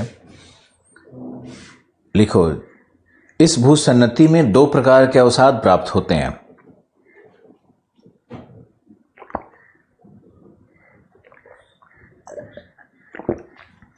इस भूसन्नति में 2 प्रकार के अवसाद प्राप्त होते हैं। पहला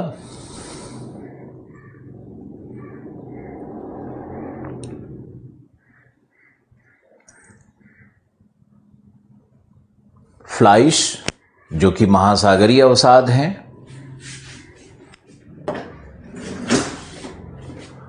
और दूसरा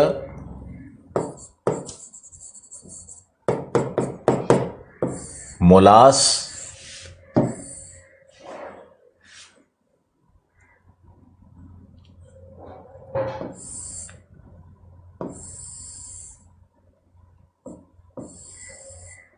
दूसरा है मोलास। इधर देखो ये कॉन्टिनेंटल प्लेट आ रहा है, ये ओशियनिक प्लेट आ रहा है। यह है ओशियन कॉन्टिनेंट कन्वर्जेंस। ये बना हमारा गर्त। लिखो गर्त में दो प्रकार के अवसाद आते हैं। एक है हमारा समुद्री अवसाद, महासागरीय अवसाद जो होते हैं, इसको मान लेते हैं इधर से ये जमा होकर के आ रहा है, महासागरीय अवसाद का लेयर है ये सब। इसको हम लोग कहते हैं फ्लाइश। और दूसरा है कॉन्टिनेंटल भाग से आने वाला अवसाद, कॉन्टिनेंटल भाग से महाद्वीपीय अवसाद, जिसे मोलास कहते हैं, जिसे मोलास कहते हैं।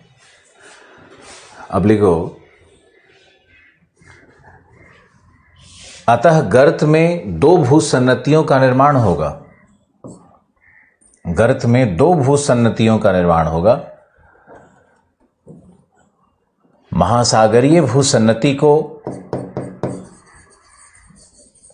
ईओ सिंक्लाइन कहते हैं। अब इसका हिंदी होता ही नहीं है तो क्या करेगा आदमी, ईओ ही लिखेगा ना। ईओ सिंक्लाइन कहते हैं। अब मोलास का हिंदी कहां से लाएं, जबकि महाद्वीपीय अवसाद से बने भूसन्नति को मायो सिंक्लाइन कहते हैं। मायो भूसन्नति, हिंदी लिखना चाहते तो लिख दो मायो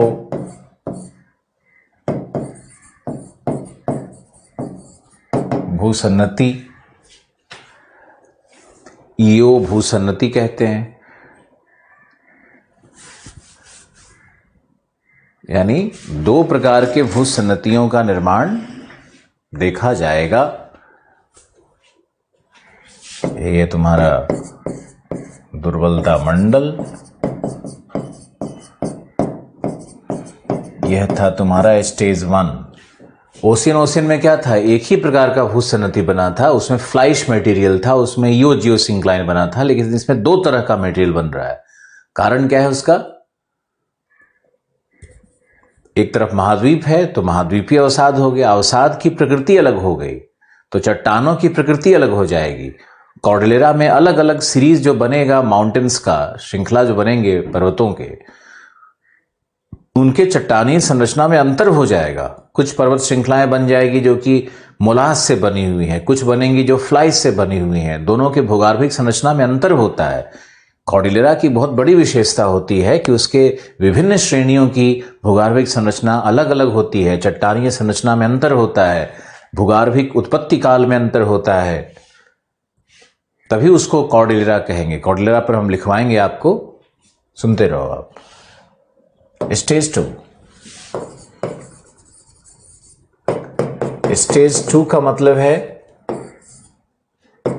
कि आप लिखो कि वही ज्वालामुखीय चाप की उत्पत्ति, ज्वालामुखीय चाप की उत्पत्ति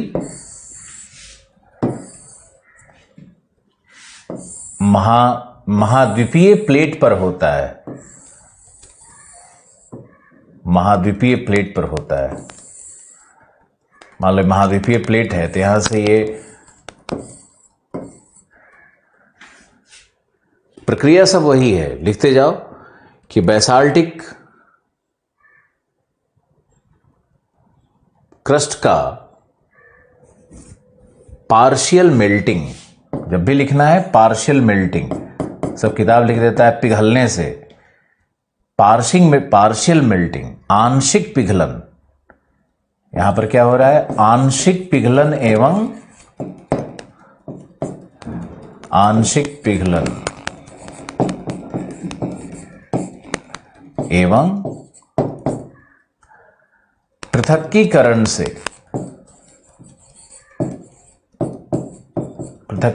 से ग्रेनाइटिक या एंडीसाइटिक मैग्मा उत्पन्न होता है। बेसाल्ट के डिफरेंशिएशन से एंडीसाइट बनेगा, जो कि ज्वालामुखीय चाप का निर्माण करता है। यहां देखो ऐसे ही बनेगा ये वल्केनिक आर्क। लिखो जबकि गर्त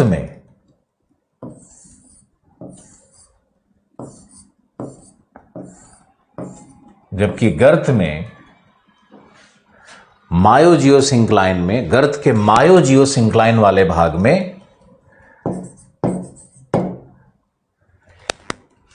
एक्रिशनरी प्रिज्म्स का निर्माण प्रारंभ हो जाता है।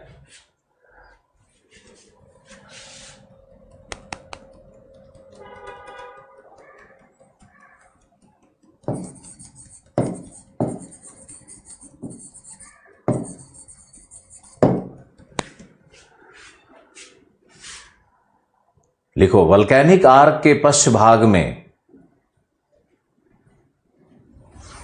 वल्केनिक आर्क के पश्च भाग में ज्वालामुखी के मैग्मा के थ्रस्ट से, मैग्मा के छेप से उत्संवलित क्षेत्र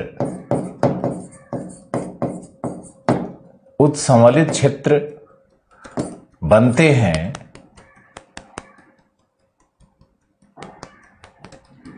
जो कालांतर में पठार के रूप में प्राप्त होते हैं।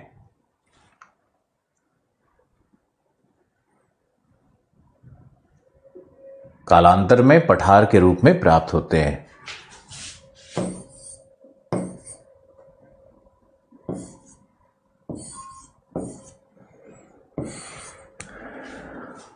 यहां देखो वल्केनिक आर्क से तो मैग्मा निकल रहा है, ये तो लाइव हो गया, लेकिन दूसरी तरफ क्या हो रहा है कि ये मैग्मा निकल नहीं पा रहा है तो उत्थान करते चला जाएगा।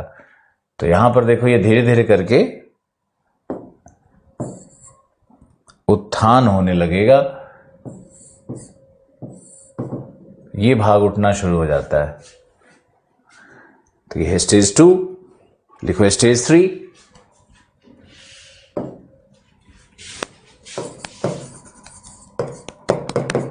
स्टेज 3 में आओ। लिखो कॉर्डिलेरा का निर्माण, पूरा कॉर्डिलेरा बन जाएगा। कॉर्डिलेरा का निर्माण जिसका प्रमुख उदाहरण एंडीज एवं रॉकीज पर्वत है।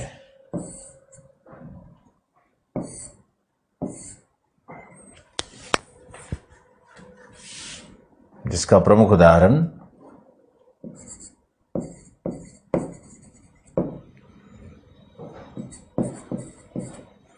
रॉकीज एवं एंडीज पर्वत है।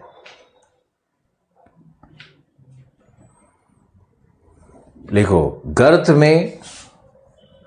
गर्त के दोनों भूसन्नतियों में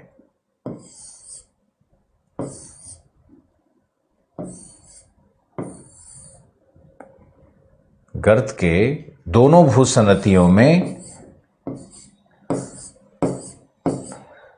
एक्रिशनरी प्रिज्म एवं टेक्टोनिक आर्क बनने लगते हैं।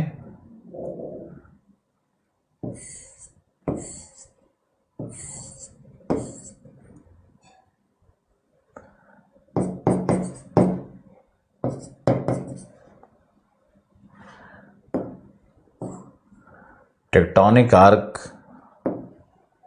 और एक्रिशनरी प्रिज्म बनने लगते हैं।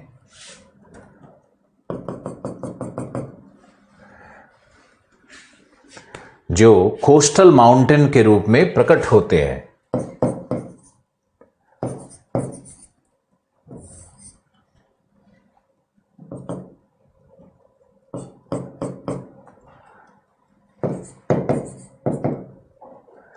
कई बार लिखते जाइए, कई बार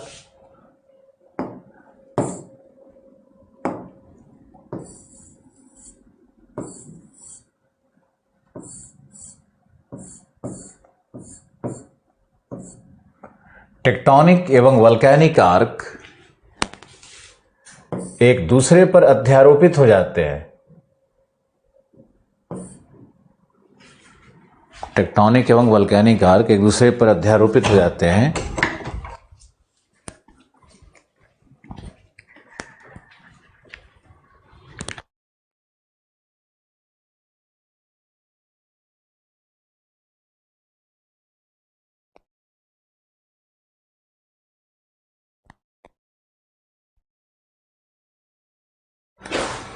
जिससे कॉर्डिलेरा में युग्मित संरचना प्राप्त होती है।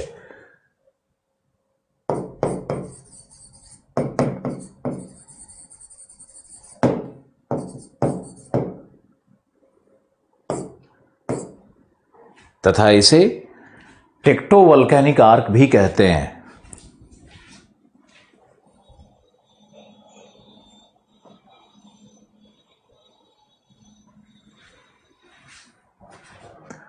तथा इसे टेक्टोवोल्केनिक आर्क भी कहते हैं।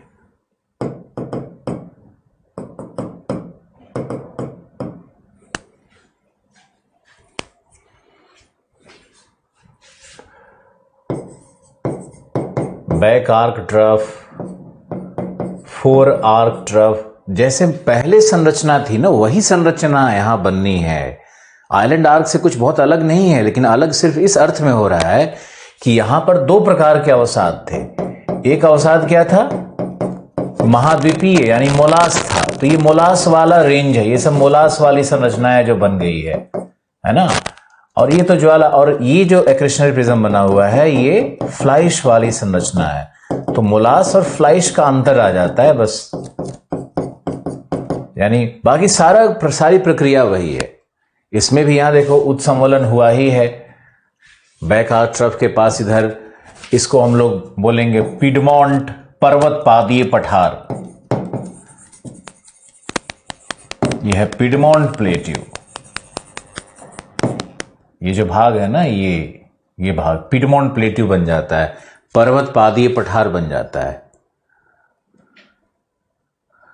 और कई बार क्या होता है कि मान लो ये एक्रेशनरी प्रिज्म है, ध्यान से देखते रहो, और ये टेक्टोनिक आर्क है और मैग्मा अंदर में यहां प्रवेश कर रहा है, यहां भी प्रवेश करने लगता है धीरे धीरे।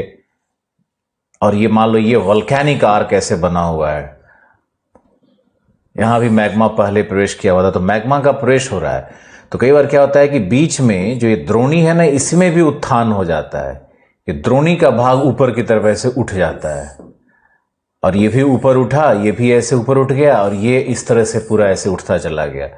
अब देखो ये संरचना कैसे बन रही है, इस तरह से उठता चला जाता है ये सब कुछ। तो ये जो रेंज है ना, ये कहलाएगा, ये तो है हमारा टेक्टोवोल्केनिक आर्क। अंत में पर्वत ऐसा ही दिखेगा, टेक्टोवोल्केनिक आर्क। ये हमारा हो जाएगा कोस्टल रेंज, जो एक्रेशनरी प्रिज्म का भाग है, और बीच में पठार मिलने लगते हैं, जिसको हम लोग कहते हैं इंटर माउंटेन प्लेट्यू। अब हिंदी क्या है? अंतः पर्वतीय पठार। ये अंतर पर्वतीय पठार बन जाते हैं दो रेंज के बीच में। अब अगर इस दो रेंज के बीच में पठार बन गया है तो इसकी खूबसूरती है ये भी पढ़ने में कि ये, इसी को हम लोग फिर कहते हैं मीडियन मास। यही मीडियन मास है। मीडियन मास क्या हो गया? मीडियन मास हो गया कि दो पर्वत श्रेणी के मध्य हो, यानी रेंजेस के मध्य हो, दो पर्वत रेंजेस के मध्य में हो, पठार हो, उत्संवलित हो, उत्थान हुआ हो इसमें, लेकिन वलन नहीं मिलेगा, इसमें वलन नहीं मिलता है, फोल्डिंग नहीं मिलता है, तो ये मीडियन मास हो जाता है। आगे भी मीडियन मास का कुछ कॉन्सेप्ट पढ़ाएंगे, लेकिन मीडियन मास कैसे बनता है और किस तरह से हमारा प्लेट टेक्टोनिक काम कर रहा है, इसका भी एक उदाहरण देखने लायक है। यहां पर तो इस तरह से प्लेट नीचे जाता है और प्लेट के पिघलने से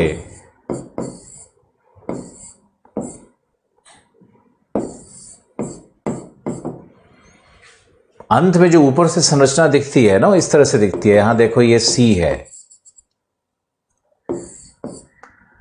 ये समुद्र का भाग है,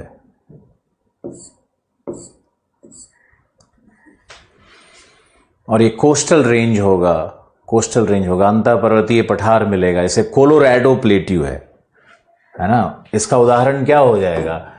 जैसे कोलंबिया, मीडियन मास ऊपर दिखाई नहीं पड़ेगा शायद आपको, तो मीडियन मास का उदाहरण क्या है? मीडियन मास का उदाहरण हो जाएगा कोलंबिया का पठार। अरे यूएस में देखो ना मीडियन मास क्या है, कोलंबिया का पठार। और हो जाएगा कोलोराडो।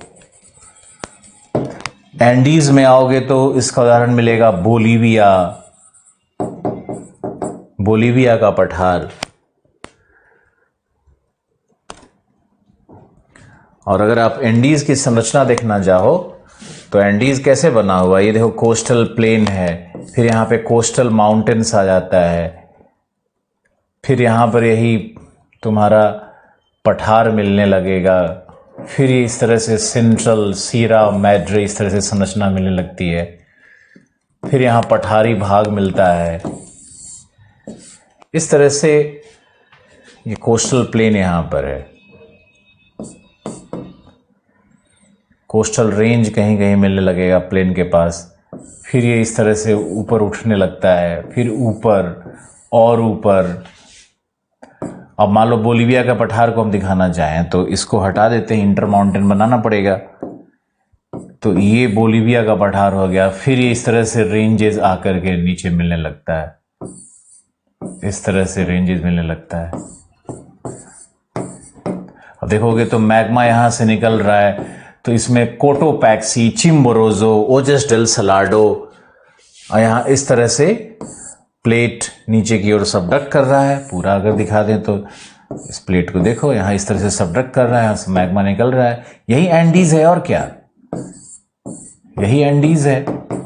इसी तरह से चट्टानें बनी हुई हैं, इस तरह से बना हुआ है। तो एंडीज कैसे बनता है, रॉकीज कैसे बनता है, इसके लिए आपको इसके थ्योरेटिकल पार्ट में इस तरह से समझना होगा। आज का वीडियो कम से कम एक बार और आज देखो ध्यान से, और नोट किया है, समझने की कोशिश करो। ये मत सोचो कि वीडियो खर्च हो जाएगा, होने दो खर्च, तुम्हारे समझने के लिए है ना, उसको प्रिजर्व करके क्या रखोगे। दोस्त को बांट रहे हो तो अपना नुकसान कर ही रहे हो।